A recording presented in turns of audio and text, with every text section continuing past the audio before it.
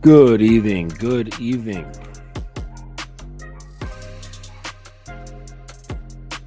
This is the Dominance Academy.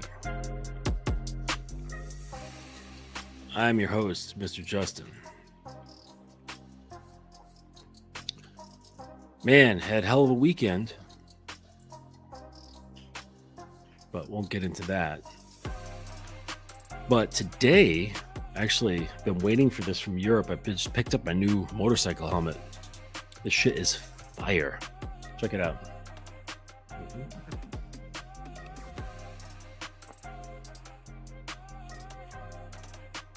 Sorry, it's blurring from the fucking background effect, but oh, there we go. Got a big spoiler on the back. Yeah. For some reason, the European version, this is a Scorpion EXO R1 Air, and it's the Evo 2. Like, they got like such long fucking names. But for some reason, the European version has a bigger spoiler in the back, and I wanted that, so I went for the European. So it's waited a little while to get that shit sent. But yeah, it was good, man. Very, very. It's an amazing helmet. If you guys, any of you are riders, I highly recommend the Scorpion. It's like got those. There's a pump inside that makes the cheek pad swell against your face for that added fitment. So yeah, tonight we're going to talk about women's love, their conditioned or non-conditioned love. You always hear, what is that phrase? Women love conditionally only pets and children. And maybe a third one, I don't know, but yeah, that's not true at all. Women can love unconditionally, but we'll look into a little bit about,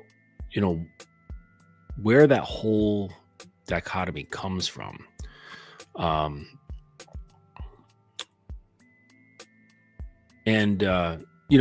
like reflects like that.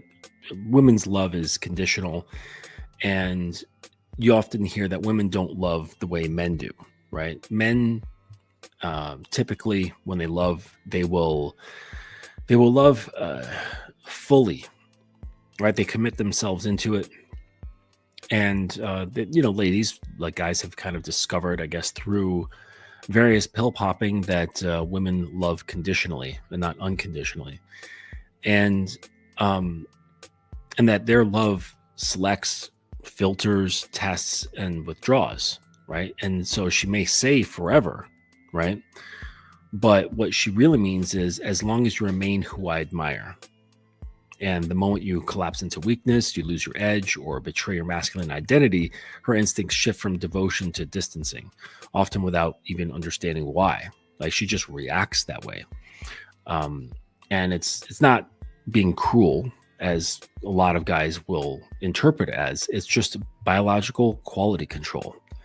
And her love isn't like a sanctuary. A woman's love is a mirror.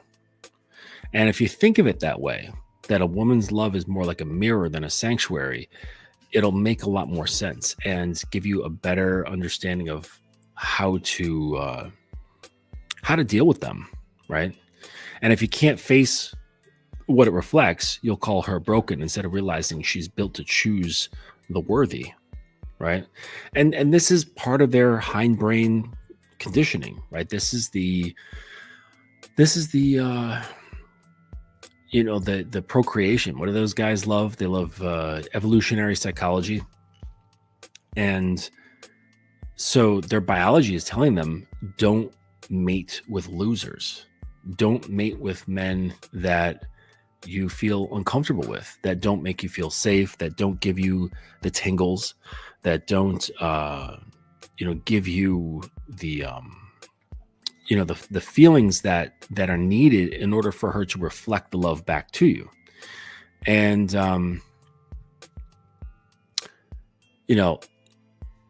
you think that this is just the case all the time, and it's not, because women can love unconditionally and in a devotional state. Okay. And women can love in ways that feel unconditional. Okay. But that love is typically the result of a man who embodies strength, depth, leadership, consistency.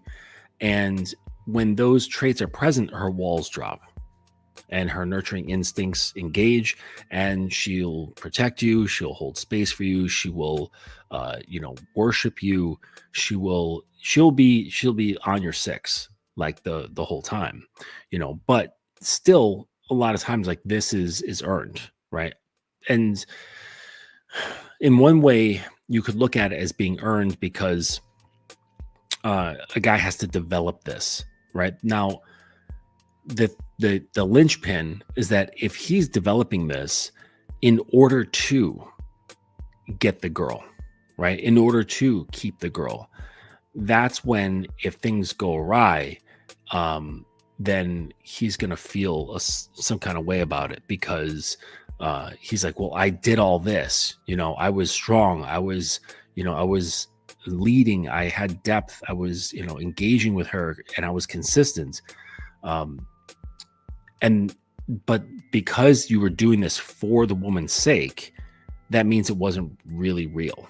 Okay. So unconditional love in women often, typically, it arises after deep trust is built and tested, especially when they feel truly seen. They feel, they're held, they're led by a man who never needed their love to define his worth. And that's the shift, right? So he's this way. He's strong. He has good leadership qualities. He's influential, but because of that's his natural inclination. Okay. So some women can love unconditionally, as still acting as that mirror. It's just different if you're doing it for the sake of women. Like, you want to get girls, so you're going to behave a certain way. And that's just fucked up. Like, that's not real. So, but it's still like, so some women can love like that, but it's not the same as the default, the innate love men are often willing to give, even when nothing's returned. So the male form of love is sacrificial, and the female form is selective, even when it becomes loyal. So, and sometimes you can experience this very fast. You can experience a devotional kind of love very quickly. And there's three aspects that are likely at work. Okay. And so when a woman gives that kind of deep devotional energy early on, without long-term testing, without earned status or anything like that, she's either naturally submissive, and biologically wired to attach quickly to a dominant man, or she's wounded and she's carrying unhealed attachment patterns that idealize men fast as a coping strategy, or she's experiencing intense limerence, which is, the biochemical stages that often happen early on in relationships, and it creates an emotional fixation. And often it's like unconsciously evoked, with like power or mystery or emotional safety or whatever, and if you're the kind of man that can ignite devotion in days or weeks instead of years, you must also know this, that fast love doesn't mean that's false. Okay. Like, a woman caring about you quickly doesn't mean that it's bullshit. Okay. What it does mean is that the intensity there must be contained and then deepened, or either it will consume her, right? Just like a wildfire, or it will burn out. And then, the limerence wears off, but because that was the only thing holding it up. All right. So this is where like a lot of guys fall short who do experience this, who experience a woman who's just like way, way, way into them. And and then the limerence wears off and they're like, well, what the fuck? What happened to this woman? Or their limerence wears off and they're like, I'm not really all that into that girl anymore. But just like a couple weeks prior, he was, he's really into the girl, So these are things to consider. Okay. These are all things to consider. So, but, so yeah, that's just some bits on conditional, unconditional love. I think what's more important is why guys are wanting unconditional love. Like you hear them complain about it often. They're like, oh man, these women, they're only able to love you conditionally. And I'm like, well, okay, so like, why are you so hard up on the idea that, a woman needs to love you unconditionally? What's in your heart that's so needy for this emotional security, right? That is scared to get involved with a woman because, God forbid, she might fall out of love with you. You know what I mean? Or that it's based on certain things, and in order to keep that good feeling, then you have to keep performing and performing and performing. Like that sounds like neediness mixed with fear. That sounds terrible to me. Like, no wonder guys are scared to get into relationships. And because truth be told, you got to know that you're not influential, right? Like, if you've experienced it before, then you can do it again. But if you've never experienced what it's like to have a woman really devoted to you in a very earnest way, then you don't know what you don't know. And so if all you know is just this conditional stuff, I can understand the fear. Okay. That part I can understand. The thing that really has to be unpacked is like, well, why do you want it to be unconditional?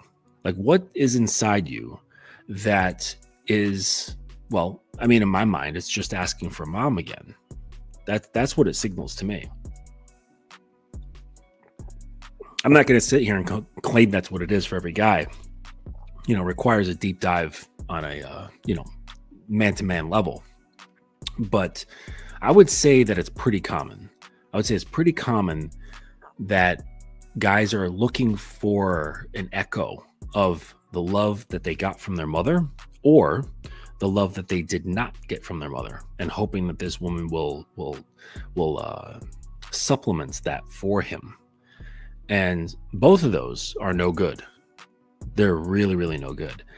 And I have some compassion for the situation, because there's, at a certain point in our history, at least in the United States, there was a huge wave of divorces. And I think this started to occur in like maybe the mid or late 80s. And that surge just kept going. And so, you're left with young boys being raised in broken homes, either missing the father in the home, sometimes missing the mother.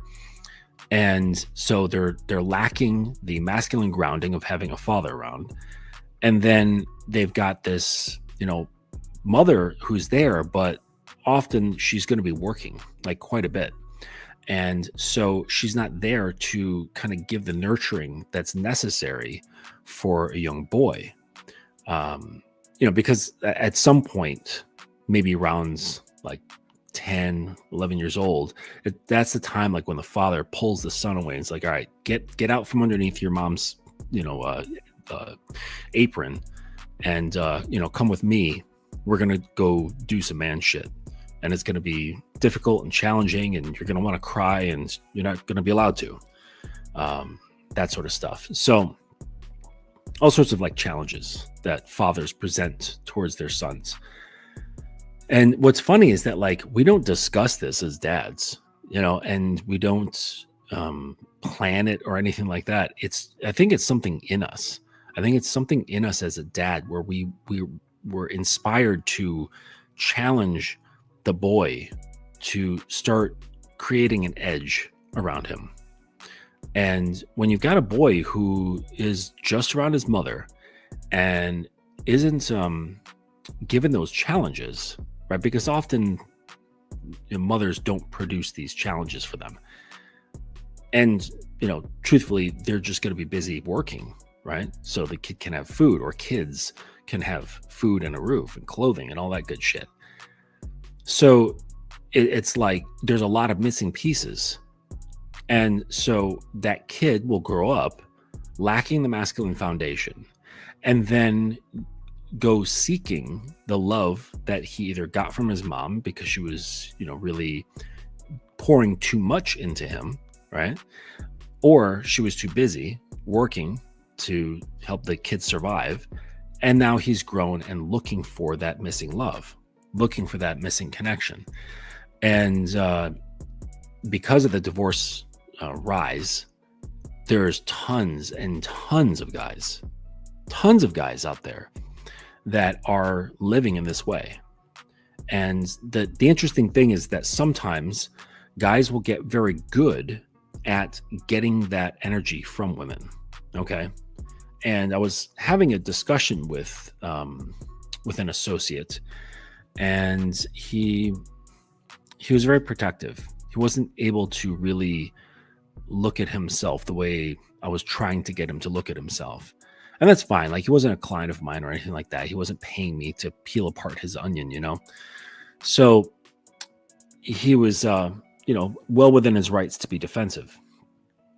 And, he's the type of guy who makes really good money in a professional sector. He spends a lot of time in the gym. So he's completely chiseled. And he has one-night stands with 9s and 10s. And he still feels that he needs to prove himself to women. And I tried helping him to understand that when you're in this position, due to the factors of the past, you end up operating, shout out to Steve the Dean, you end up operating on her chessboard with her pieces. And you're allowed to use, either the black or the white pieces, but they're not yours. And so you're completely operating within the woman's game. And not knowing that it's her game, but only getting with the unsavory results, kind of like what I was mentioning before. Women have a love that is like a mirror. So if she's getting the sense of like, oh shit, I'm running the game, and this is not a conscious thought, this is a subconscious thought or feeling that she's running the game, then the respect drops, the arousal drops. She starts seeing you differently because she realizes she's in control. She's in control of everything. And it's like, what fun is that? You know what I'm saying? Like, if we were to sit down to play a game or a video game or some kind of sport, and if you knew without the shadow of a doubt that you were going to win, you wouldn't want to play. You'd lose steam. Like, part of the whole notion of gameplay is the chance that you might lose, right? And this is part of the excitement of going into a game, because you don't know the outcome. But if you knew the outcome, like 100%, no doubt that you were going to win, you wouldn't be all that excited. It's kind of like playing, if you have like cheat codes for a game and you do God mode. Like, sure, it's kind of fun for like a couple minutes, but after a while, it just gets boring, because challenge is what kind of keeps us alive in a sense. And so when women get the sense that there's no challenge, that she's won, it kind of kills it for her. Like it makes her pussy dry up, like both in her head and between her legs. And women hate this feeling because it's dry. There's no movement. It's dead. It's like like an old stale saltine cracker. And this is, it's not fun. There's no enjoyment in that whatsoever. So this is the sort of thing that happens, when guys are raised in a certain way and are unable to develop beyond, and they spend a lot of time developing things so that they can gain the attention of women, to gain the respect of women, to gain the admiration of women, the desire from women. And it's a fucked up thing to be in a reality where you are in a position of desiring to be desired. Because then what do I say about desire? Whoever holds the key to your desire has leverage. And if they realize this and they have a bit of a sadistic nature to them, they can do what I call lengthening of the lever. Okay, so we know how levers work in physics, 101. It's like my finger's the fulcrum, here's the lever, and the longer the lever gets, the easier this becomes. So the more cues that someone gets, that they have more of what the other person wants, and then more and more and more, that lever gets longer and longer and longer, and then it gets easier to move it down to move you. So if a woman gets clued in on that she's got leverage, it like ruins everything. And if she's got any kind of thread of sadism, she's going to completely ruin your fucking life.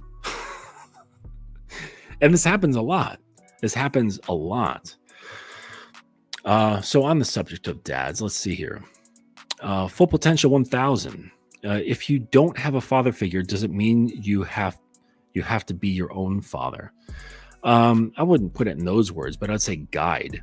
And this is why people look towards things that are perceived to be larger than them. All right. This is why people seek out religion, right? They're looking for guidance from daddy. You know what I'm saying? This is why so many young guys gravitated towards someone like Andrew Tate, because he was like the uncle or the dad that you wish you had. There's tons of guys like this on the internet where young dudes are gravitated towards them going, man, like he's talking to me. Like, I wish I heard this when I was 12, and the thing is that all of the answers, and also shout out to Mr. Lucario. The truth is inside you. Yes. So all the answers that you are seeking can be found within you. You just have to have the ability to look past your ego, your defensiveness, your coping, and all that bullshit that gets in the way between understanding what you need to understand about yourself. Like the stuff that I unearthed with my clients, it's nothing groundbreaking. All I'm doing is just removing the blocks, removing the blockages, removing the copes, removing the defense mechanisms, so that there's a clearer path between self and self. And they're like, oh, but because they're with me, it's like they don't feel that they're attacked or anything like that. It's just seeing.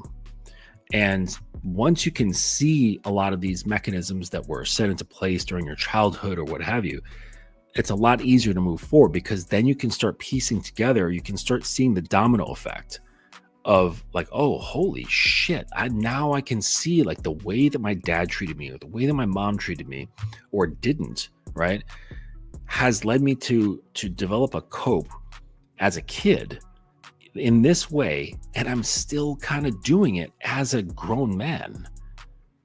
And this is where we get fucked, and if you don't have a decent level of self-awareness and the courage to look at your shadow and your ego and your coping, then what's going to happen is when things go wonky, which they will, you end up looking for reasons for that, because that's what you did when you were a kid. And so you start pointing the finger at the girl, with mom in parentheses, right? You start pointing, you're fucked up. I'm hurting now. I'm pissed off now. I'm confused now because of you. There's nothing wrong with me. Or not even like paying attention to yourself enough to say there's nothing wrong with me. all the focus is on her and saying, you're fucked up, you're crazy, you're a fucking, you're a narcissist, you're the one with the problem. And look, there's all these red pill videos that say so too.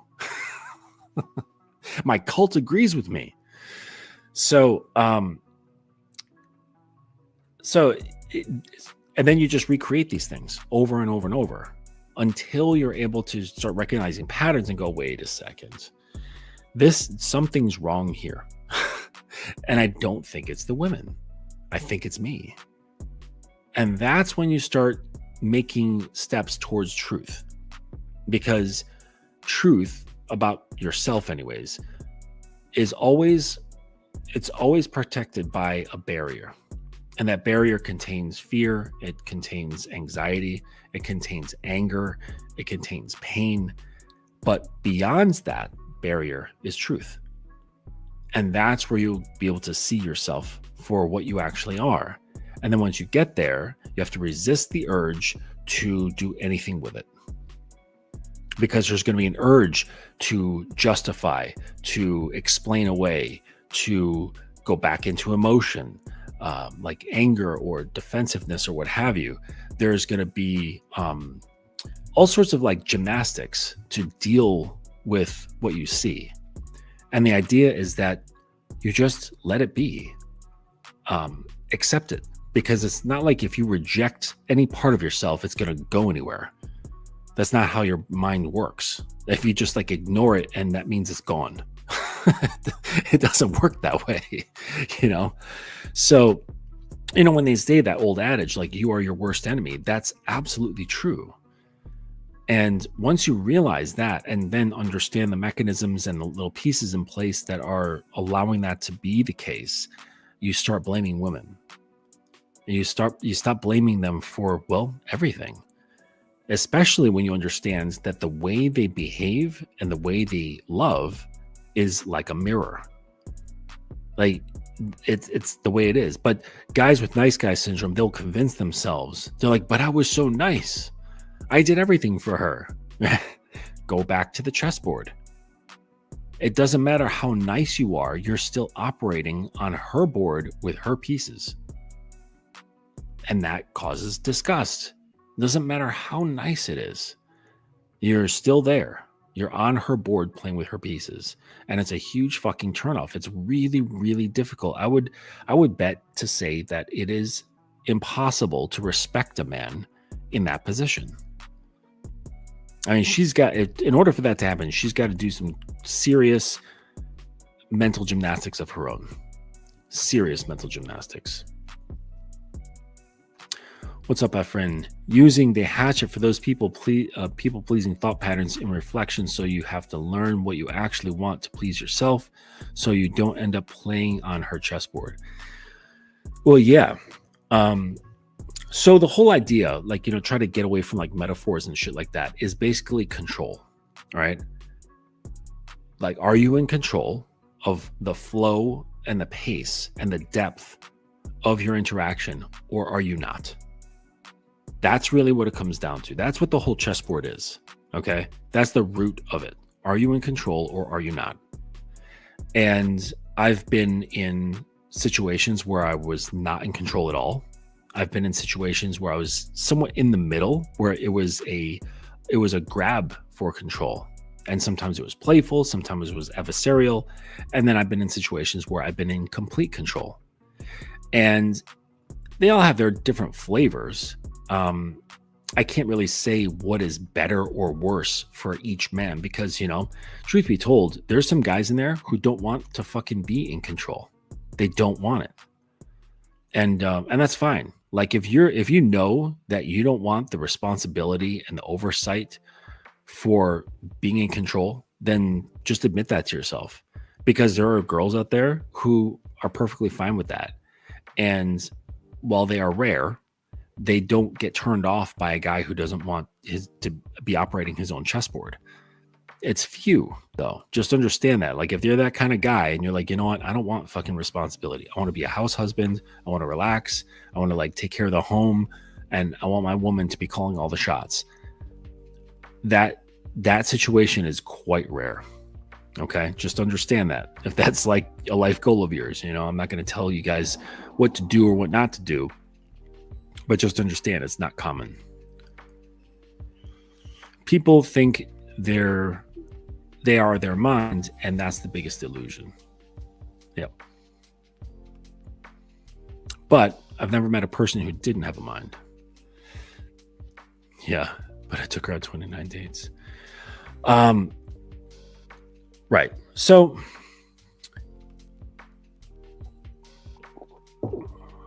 the guy I was talking to, he didn't want to peer at his illusions. He didn't want to peer at his reflections because, when you've got stuff, okay, and things have happened to you, okay, and that sucks, right? Like, we as children, we shouldn't be experiencing horrible shit, but, life happens. It's just how life goes. So then it's often that guys will go into growing up with an illusion that is the self, right? They'll have a self-perception that isn't really what they are. And the reason for that self-perception is to mask the actual feelings, to mask those emotions that haven't been dealt with in, decades. And this is kind of the problem, because when you come up into situations or you come across someone like me, that causes that illusion concept of self to be challenged and questioned and poked and or even just ripped apart, because that's what happens in the situation. This can cause devastation to the ego. All right, that's why it's important to investigate this on your own ASAP, because it's a massive thing that gets in the way of you actually moving forward and operating from an essential self. Okay.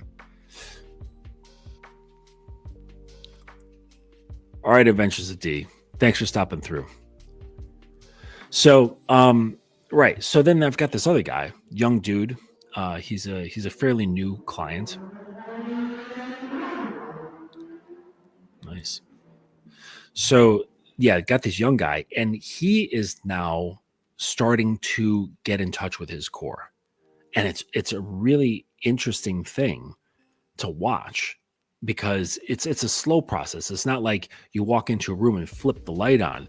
It's like a slow emergence of clarity of who you are. And he's just coming into this. And a lot of it is through writing. Because I have him doing some erotic writing, and he wasn't carrying a whole lot of negative shit from his childhood, and what we had to deal with, we dealt with. But now he's having a clearer communication with himself, right? Because like when I was saying about that idea of having a false self projected to fool yourself into believing that you're something you're actually not, so you can feel better. Once that is free, now you can have a more direct line of communication with your core, with your masculine core. And that's where he's at, right? That's where this kid is at. And he's transforming, and he can see himself doing it. Like it's because what happens is your perception starts shifting. Your perception of self starts shifting. Your perception of other people, of women, of your environments, all of these things start taking like this subtle shift. It's really weird. It's hard to describe. Kind of reminds me of like this old Zen parable where there was a boy walking along, and he came across a monk, and he asked the Buddhist monk, and he says, monk, what's, because monks don't have names. They give up their name and they're just known as monk. And he says, monk, what is enlightenment like?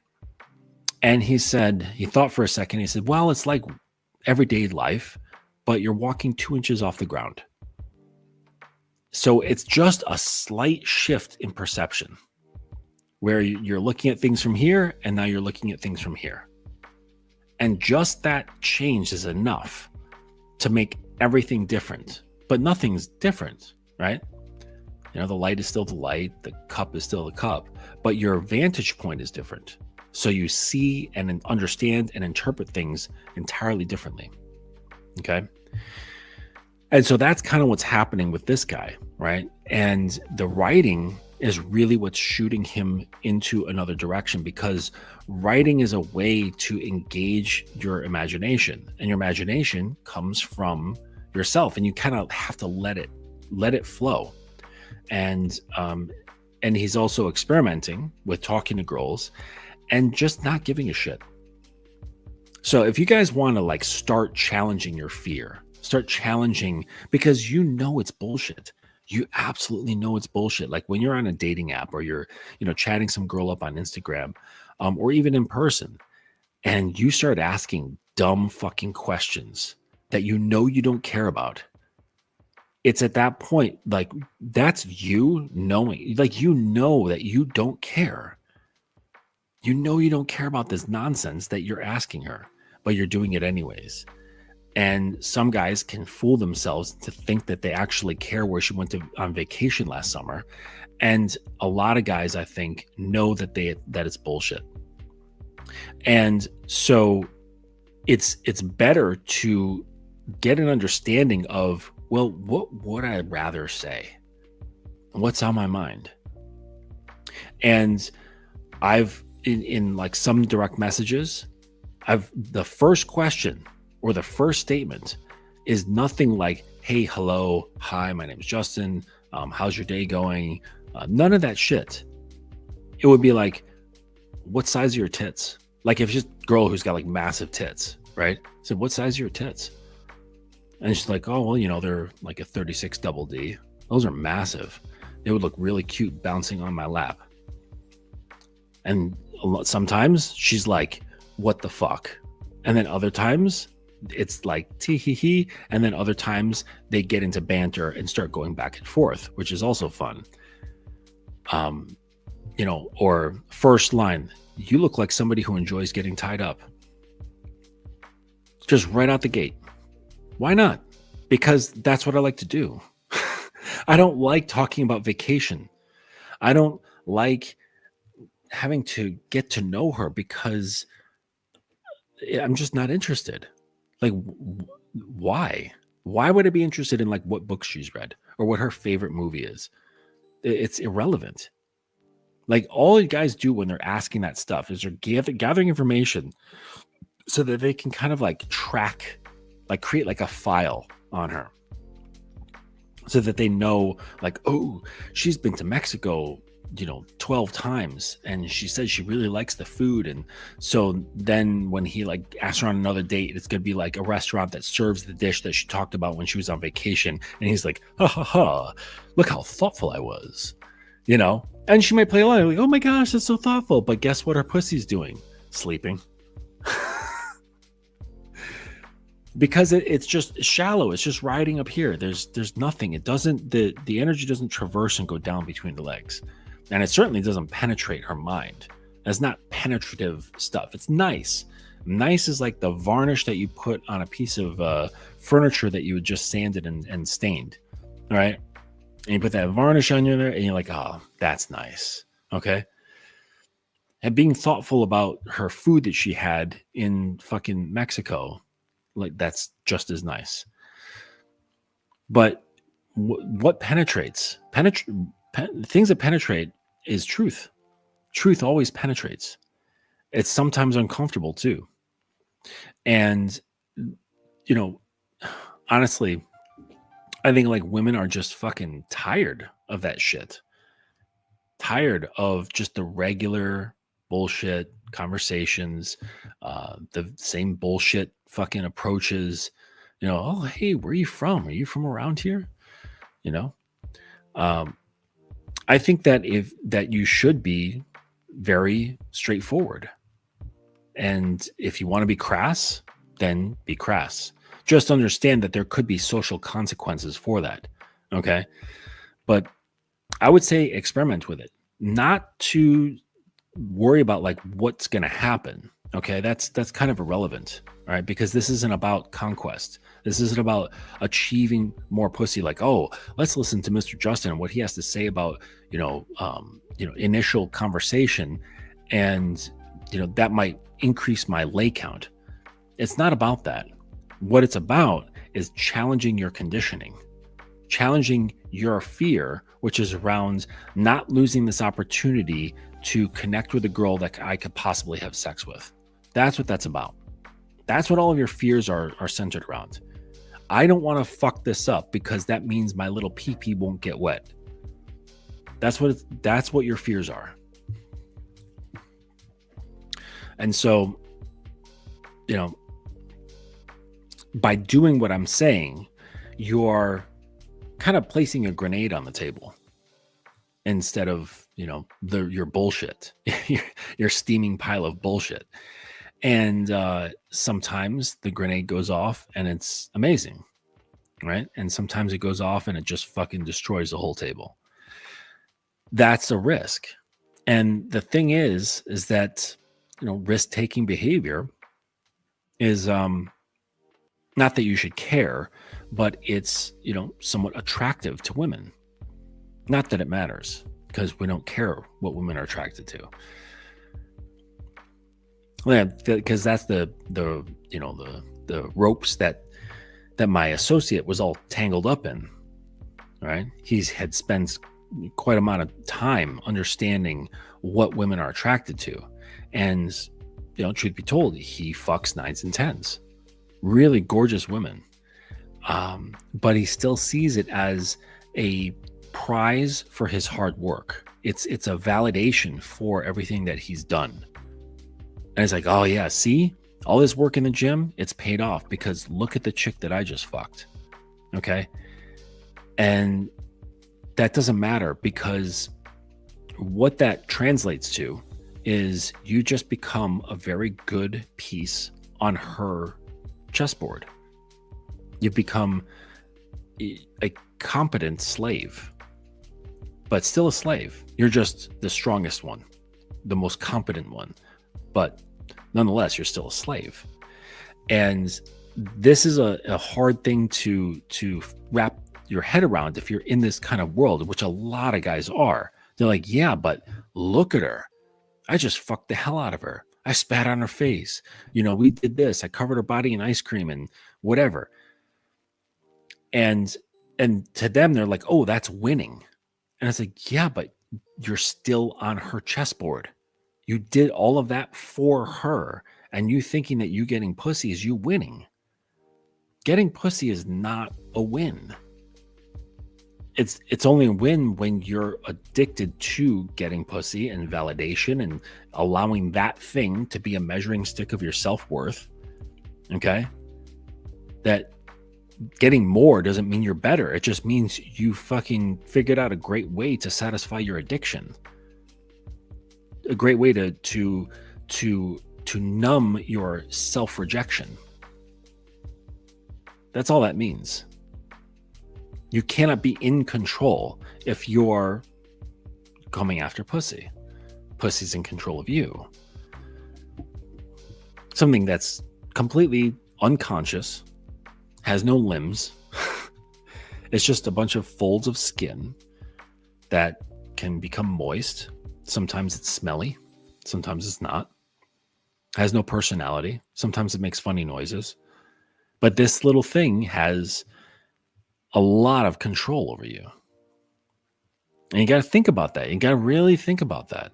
Instead of like quickly defending it or quickly justifying it or quickly sweeping it under the rug and saying like, well, yeah, but it feels so good. Or like, oh, but you know what? Scientifically, it's in my nature to want to do this, right? Yes, your base, most animal instincts, sure. Okay. But are you an animal or are you a man? That's what it comes down to. And animals can be easily controlled. They can be easily controlled with food and fear, right? If you've ever, trained a dog or something like that, that's basically what dogs are controlled with: food and fear.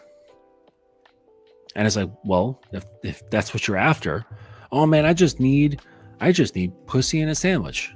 If she can give me that on a regular basis, I'm good. Okay, so you just want to be put to sleep. You just want to be lulled to sleep with dopamine. And like, what's wrong with that? You know? Because you're not in control, motherfucker. You're not in control at all. And that's the thing. I think it's hard for guys to even understand because it's something that they've never experienced. They've never experienced like what it is for a woman to submit themselves to you or to them. And that's, that's a problem, because truth is there's not a lot of naturally submissive women. If you happen to come across one, consider yourself lucky, because it's not often that they continuously operate from that position. It's not in their in the nature of many women. Not at all. But it doesn't mean that you are, ruined, destitute. All right. Sorry about that. It doesn't mean that you're never going to find this. Just it means that you should learn training techniques. You should learn how to inspire and encourage a woman to let down her walls, to become more submissive, to tap into her feminine core and feel really good about it. All right. And that's key, right? With positive reinforcement. And, but it takes time. And I was actually discussing this yesterday with a client of mine, and where he is, he doesn't have, he doesn't have a lot of choice. He doesn't have a lot of, a lot of women to choose from. And it seems that the vast majority of the women that he chooses, or that he is available to choose from, they're very much walled off. They have armor. They're protecting their egos. They're prideful. They're cut from various parts of the feminist cloth. They've got trauma. They've got kids. They've got all sorts of things going on. And he knows that he's influential. He knows what he can do. And I'm like, man, you really have to be careful. You really have to be careful, because I'm not saying that the woman can't learn to be more open and vulnerable and submissive. I'm not saying that's not possible, but what's the time frame here? Like, you could be looking at years of training, depending on the depth of those scars and those injuries. And this is a really important thing to consider, that the more walls, the thicker the walls, the thicker the armor, typically is a sign of an equally damaged past. So it's on a 1-to-1 ratio with the scar tissue. And it's like, can it be healed? Yes. But here's the thing. Scars never really go away. Like, if you have any scars on your body, like I remember I crashed my first motorcycle on the road, not dirt, when I was 16. And I went down and opened up my left knee. And there's still, like, the skin, it's just not a huge bump there. It's just smooth, but the skin is different. It feels funny when I touch it with my finger. And is it all right? Yeah, it's all right, but it's not the same skin.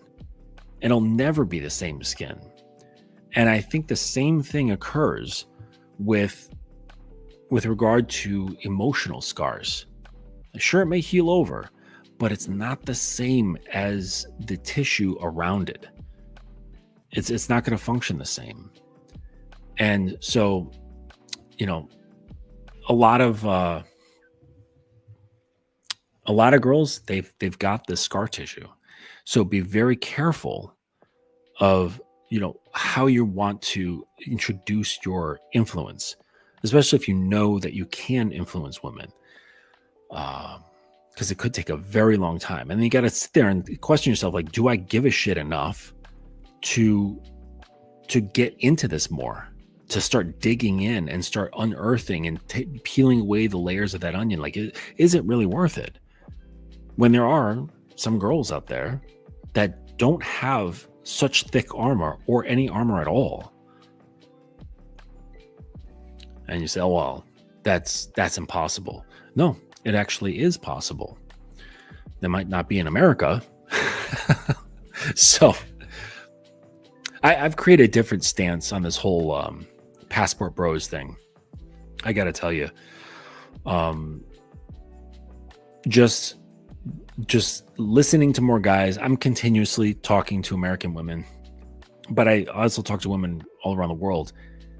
There is such a stark difference, massive difference between a girl who is like born and raised in the United States versus a girl who's born and raised in, say, like South America, Africa, Eastern Europe, Asia. It's like Europe, Australia, England, and America. They're all fucked. But it's like those other areas, it's so different. It's so fucking different. Yeah, it's like it's a weird sensation, like talking to these girls. So if you guys are sick of dealing with American women, fuck it. Start talking to girls overseas. It's not that hard.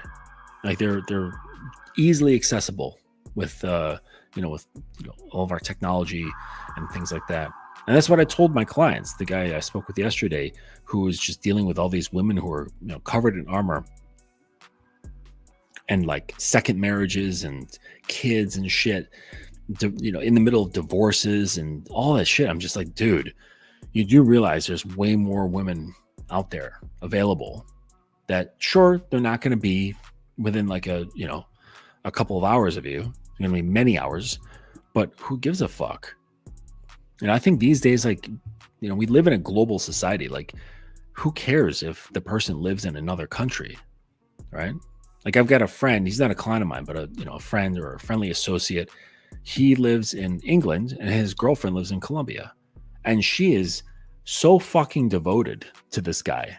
Like, you wouldn't think, like, if all of your experience was with American girls and you hear this idea of like, well, guy lives in one country, girl lives in another country, you're like automatically, oh, nope, she's going to go find some Chad, right? She's going to go find Chad and cheat on him and monkey branch and all this bullshit, because he's not around enough and giving her enough attention. That's not the case. Like, they've been going for many, many months and she is like laser focused on this dude. Now, maybe he got lucky, but from what I understand, Colombian women are not at all like American women. Not even a little bit. I mean, it's, at least as far as how they interact with men. It's not the same shit. So, I don't know. I used to be against it. I used to think like, you know what? Just work on your game. And you can, right? I'm not saying it's impossible. The thing is, though, is that you're dealing with, well, a lot of women who also have come from divorced homes, right? Or homes where the father just wasn't there, like bounced before she was fucking 2 years old. You know what I mean? And so how, fatherless homes fuck up young boys, they also fuck up young girls. Like, girls need to have a dad. She cannot learn what it feels like to be around a man, okay? Because that's the whole idea. You have this young girl and she is just casually, like getting cereal and coffee in the morning, like, eating her Fruitios with dad, while he has his eggs and toast and coffee. Just being in presence, right? Hearing the rumble of his voice, the largeness, by comparison, his hands, his strength, his physical strength, his emotional calm, his authority, and like how he handles situations, his own like masculine version of nurturing, right? Because men are actually very good nurturers. It's just different than women. Her feeling this for years on end, coming from an authority figure, someone who's bigger than her, has lived life longer than her, sets this tone, right? Sets this, like, it's like doing an underpainting before you get to the real painting. And so it sets that, and that the feelings that come from being in the midst of a good father get burned into her psyche, and they start setting that pattern. And then she starts looking for, not consciously, but subconsciously, she starts looking for traits that produce the same kind of feeling. And that's why it's really important for girls to be with their dads, be exposed to their fathers on a regular basis. If if he's not there, then that underpainting doesn't get burned into her mind. There's nothing there. All she has is imprints from her mom, and who knows what for fucking histrionics and crazy shit. And maybe she's bipolar. Maybe she has constant boyfriends to the place. Maybe she's got a lot of hate. Maybe she has pain. Maybe she's too busy. Who knows? But she's not getting masculine, dad, grounded energy from her. Right? Those are essential ingredients. Absolutely essential.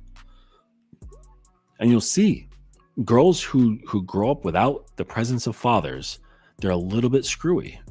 There's something off. You can tell that they're looking for something, and you can have a little bit of compassion for the situation, but also know it's like you can deal with them, but you also have to know and accept that it's not going to be an easy situation, especially if she hasn't done a lot of deep introspection, if she hasn't done therapy, and again, that's just talking about scar tissue. All those things, the introspection, writing, therapy, going to workshops, what have you, going to like destination seminars and all that bullshit, that turns in those wounds turn into scar tissue. And as we discussed, scar tissue, sure, it's healed, but it's not the same as the skin right beside it. It's not the same. It will never be the same again. Never. It can be close, but it's never going to be the same. And that's certainly something as a man you must take into account. I wouldn't say immediate dismissal, but just have an air of caution. If you're talking to the girl and she tells you, you start talking about past and childhood, that stuff sometimes comes up. And if she's like, yeah, my dad, like if you tell a story and like, oh my gosh, you see something, oh, that reminds me of when I used to go fishing with my dad every weekend, when I was like 14 during the summer. And then she, when you tell a story, a lot of times that inspires people to tell stories of their own. And she might come up and say, well, actually, I never really had a dad. He left when I was like 4.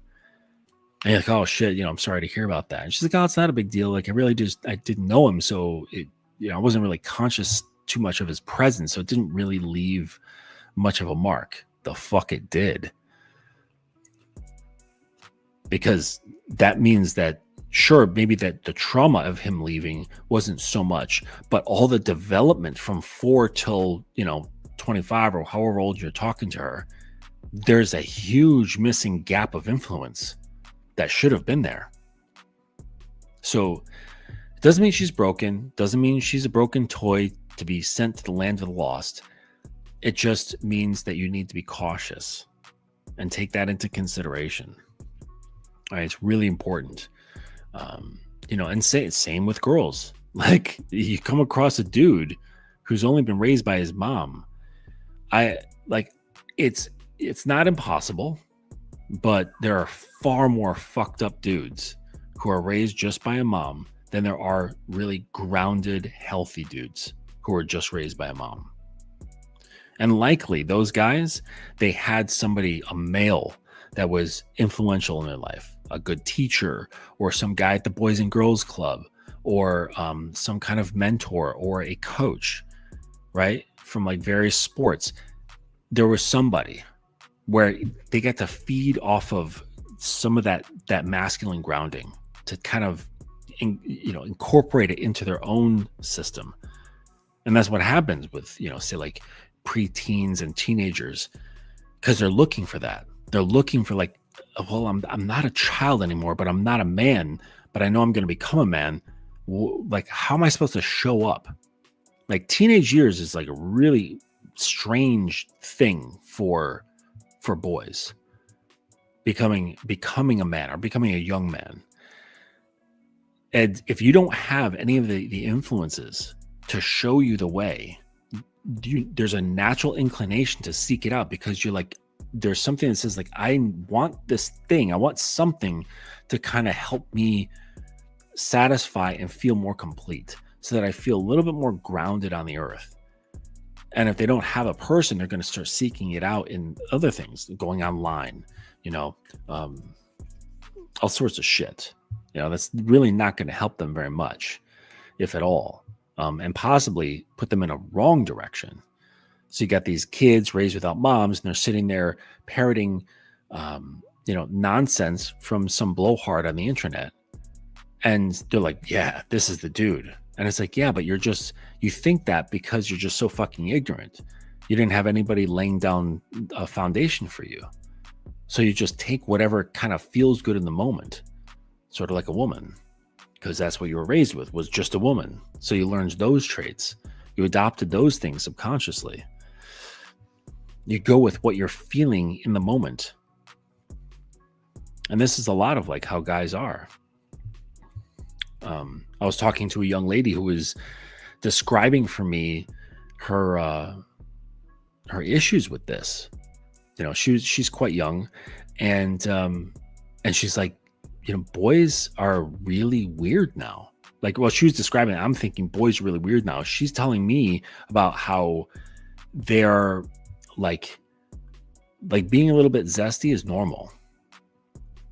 Like being emotive, being soft, just like stoicism isn't even close. Now, granted, like, I don't know, was I stoic when I was fucking 15, 16, 17 years old? No. But more so than young lads are now. It's a mess. It really is a mess. But you can't sit there and start pointing fingers. Don't be one of those guys. Like, sure, feminism had a huge hand in this. So what? Don't sit there and fucking complain and criticize and judge and, get into all kinds of bullshit online about this sort of stuff. Because, okay, let's say that you have, undeniable points. You're right. Your assessment of the whole fucking situation is 100% correct. Now, what are you going to do? Because, like, it's not like because you figured out the fucking matrix that women are going to, like, give you something. You're not owed shit. So you just wasted, I don't know how many months or years with your face in the fucking computer looking at YouTube videos, sopping up all this, red pill nonsense, just so you can verbally smash a woman and put her in her place, make her go, huh, I never thought about that. And you're like, yeah, bitch. And now you have.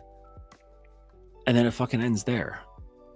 Like, how does that change the fucking situation that you're like kind of like a loser? How does that change things? Like, all you're doing is just projecting your hate, frustration, and anxiety on another person. And you want someone to hurt because you're hurting. And you think that's going to take away your hurt. Like, that's not how this shit works. It doesn't work that way. What do they say? Resentment is like drinking poison and in the hopes that the other person will get sick. And like, that's what you guys do. That's what's huge amongst young men, is they drink the poison thinking that it's going to harm women. And it's not. It's not going to harm them. Look at this nice, yes, touching on her boobies. It's not going to harm her. You can have as much vitriol as you want towards women. It's not going to change anything. It's not going to make you attractive. You might have fantastic talking points. And I know guys like this. They have this huge desire. They have this huge desire to put women in their place. And I don't know, did like Fresh and Fit start this? of like just making women look and sound stupid. I don't know. Maybe they did. Or no, maybe it was Kevin Samuels. Maybe it was him. I think it was Kevin Samuels who started kind of like making women look dumb on air with like logic and reason. And it's like, haha, look at how stupid you look, you little girl, you stupid wench. It's like, okay, great. So you put her in her place. Now what? Your dick is still dry. When you come home from work at night, you're alone. So how has that changed? You felt better in the moment. You got your your rise off of putting a woman down, but you're still lower. You're not higher at all. You haven't elevated. You haven't changed anything in your life. You haven't changed the way you feel about yourself. You haven't changed your circumstances. You didn't change your views of women. It just continued the same of what it was yesterday. Anyways. So it's about been an hour, and really wasn't sure if I was going to stream tonight. So my apologies if this one wasn't as informative as the last one, but I felt the need to get out here and at least show you my new helmet because I was really excited about that. But I think I'm going to wrap this up right now at it's almost 11 p.m. Eastern time. So you guys have the good rest of your evening, and thank you for watching on the live and asking your questions. I appreciate that. And thank those of you who are watching on the replay. If you have any questions, hit me up at justin@thedominanceacademy.com, or you can check out some of the digital items I have for sale at thedominanceacademy.com. If you have any comments, please share them. Really appreciate your time sharing that with me, and we'll catch you on the next one. Take it easy.